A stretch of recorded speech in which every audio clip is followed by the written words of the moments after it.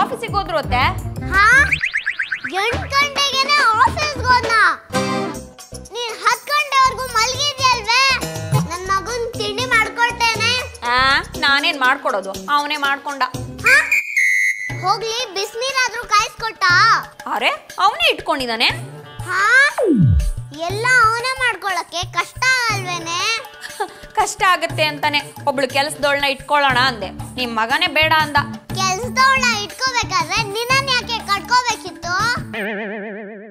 ನೋಡೆ, ಸಂಸಾರ ಅನ್ನೋದು ಎತ್ತಿನ ಗಾಡಿ ಇದ್ದಂಗೆ. ಒಂದ್ ಎತ್ತು ನಡೆಯುವಾಗ ಇನ್ನೊಂದ್ ಎತ್ತು ಮಲಗಿದ್ರೆ ಗಾಡಿ ಹೆಂಗೆ ಮುಂದೆ ಹೋಗುತ್ತೆ?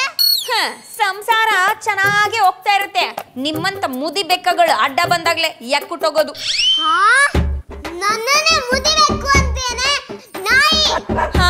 ನನ್ನನ್ನೇ ನಾಯಿ ಅಂತೇನೆ ಮುದಿ ನಾಯಿ. ಮುಚ್ಕೊಂಡಾಗೆ ಕತ್ತೆ. ನೀನ್ ಮುಚ್ಕೊಂಡೋಗೆ ಮುದಿ ಕತ್ತೆ. ಮಾತಿಗೆ ಮಾತು ಬೆಳೆಸ್ಬೇಡ.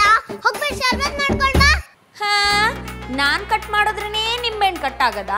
ನಾನ್ ಹಿಂಡಿದ್ರೇನೆ ಹುಳಿ ಬರೋದಾ? ನಾನ್ ಸಕ್ಕರೆ ಹಾಕಿದ್ರೇನೆ ಕರ್ಗೋದಾ?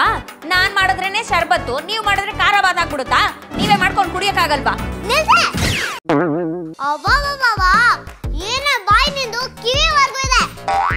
ನನ್ನ ಫ್ರೆಂಡ್ ಕಮಲ ಅವತ್ತೇ ಹೇಳಿದ್ಲು, ಮುಖ ನೋಡಿದ್ರೆ ಬಜಾರಿ ಇದ್ದಂಗಿದ್ದಾಳೆ, ನಿನ್ ಮಗ ಸಾಧು ಪ್ರಾಣಿ, ಅವಳ ಮನೆಗ್ ತಂದ್ಕೋಬೇಡ ಅಂತ.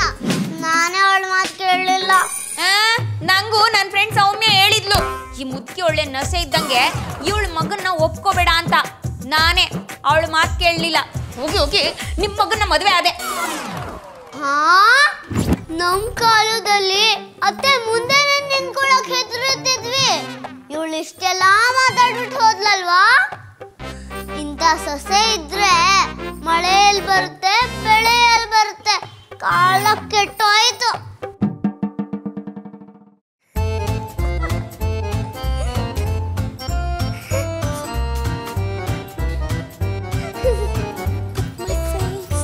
ಎಲ್ಲಿಗೆ ಹೋಗ್ತಾ ಇದೀಯಾ ಡಿಗ್ರಿ ಬಿಲ್ಲಿ ಸೊಸೆ?